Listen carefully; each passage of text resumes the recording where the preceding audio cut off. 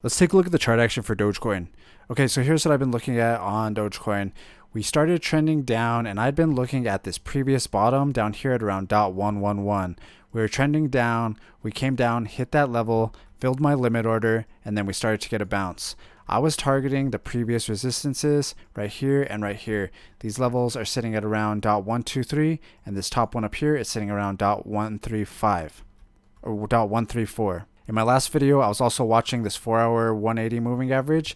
I was saying if we could break above this, then maybe we can start looking at this target up here, but we got rejected and started trending down. I was also watching these two trend lines. We had support, which gives me the first one, and then we had support and support giving me the second one. We broke this second one going to the downside, and I was saying maybe we can find support on this first one and maybe we could bounce from that one. Right now we are kind of bouncing on it, but we are kind of testing that bottom a little bit. I think the thing that I'm looking at now, we're on the 4-hour time frame. Let's go ahead and delete that trend line because we broke it. Let's set up a trend line going to the downside. We have resistance and resistance. Let's do a trend line going down from those 2 points. I think if we could break this trend line, going to the upside, then maybe we could start testing this previous resistance or this red horizontal line at around 0.123. If we could break above this red line up here, then we could start looking at this next target 0.134. Right now it does look like we're testing the support and testing the resistance. We're kind of bouncing in between those two trend lines. Once we break to the upside or the downside, then we'll get a better idea. If we break to the downside, I'll be looking at the previous bottom again at around 0.111.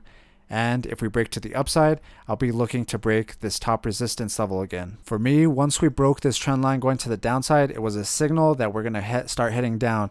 So at this point, so there was two things that I was watching. We hit the target and we started trending down.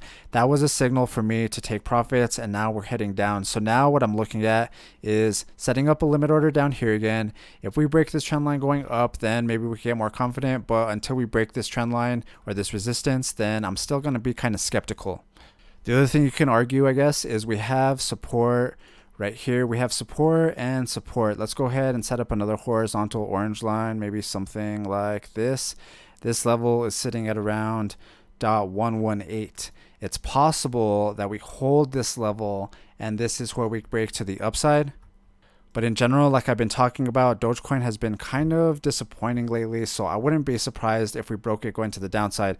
We haven't done that yet, so until we break up or down, I'm not 100% sure, but this is kind of the things that I'm looking at. Let's see if this 0.118 holds support or if we break it going to the downside. I think if we break this orange line going down and we break this trend line going down, then I'll be looking at the previous bottom at around 0.111 again. If you guys want to help keep this channel going, sign up to my Patreon. And if you're new to trading, check out this video right here. It's a video about my trading strategies, and I go more in depth into some of the things that I talked about on this video. All right, if you guys liked the video, hit that thumbs up and I'll see you in the next one.